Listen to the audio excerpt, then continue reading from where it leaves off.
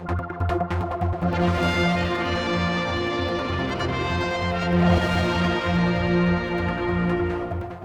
we're back with our briefings on Fridays with the ministers, and we've got Mr. Gawne with us. A couple of things, in fact, quite a lot, but the ones I wanted to centre on today maybe is about Manx produce in the supermarkets. You're going to get together with the different beings out there, the different companies.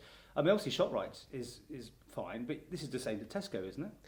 Well, ShopRite certainly do a very good job for us. They play a part in local food sector, and they're a very valuable part they do play. Other supermarkets on the island have a variable record of support. Most use warm words, but in reality the shelves are often quite bare when it comes to looking for Manx produce. What we're about in the department is ensuring that there is food on the shelves.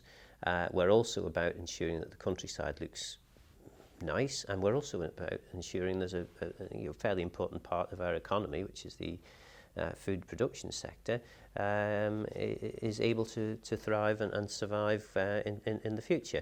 Now, that's not going to happen if we keep getting silly deals and various attempts to undercut anything we try to do on the Isle of Man by the larger UK-based supermarkets. Tesco. I mean, let's be...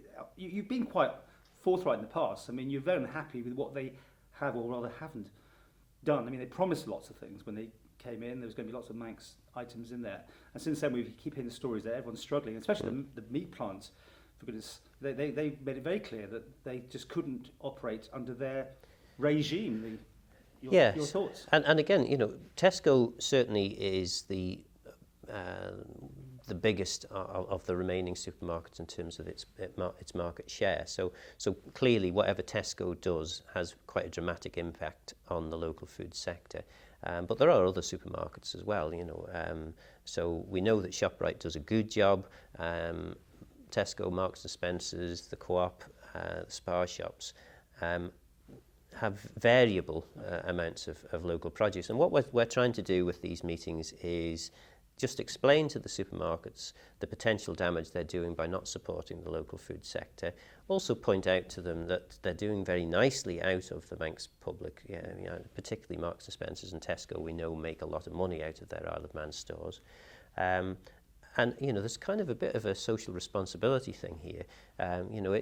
We're not saying that Manx people shouldn't benefit from reasonably cheap food. Of course, we need to deal with things like that. But we also need the supermarkets to be reasonably responsible and to do their best to work with us to try and supply Manx food. Now, I know they'll come back and say, well, we can't get the supplies because the processors aren't doing their jobs properly, or whatever it might be. But perhaps our challenge back to them is, bearing in mind the scale and the size of the Isle of Man, do we really need to fill in forms about 50, 60 pages thick to get a couple of sandwiches on your supermarket shelves?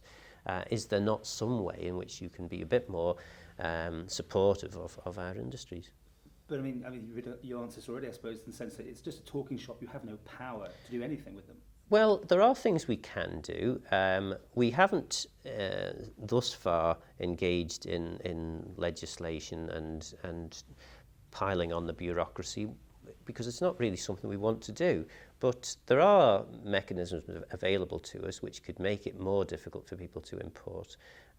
It's not something that we want to do because we want people to do the right thing for the right reasons, not because they're being forced into it by the government. But there will come a point if the supermarkets continue to abuse their position on the island, where we will have to start taking action, and we'll have to start introducing additional bureaucracies to make it more difficult for supermarkets, primarily because we will want to ensure that the food that people are buying, the imported food, is meeting reasonable standards that we would expect it to meet. You put out the invitation. Have you had a response from everybody so far? Well, I think the invitation is going out this week, so it's a bit early to and if they don't show up? Well, then we'll start working on the legislation, which would be a shame.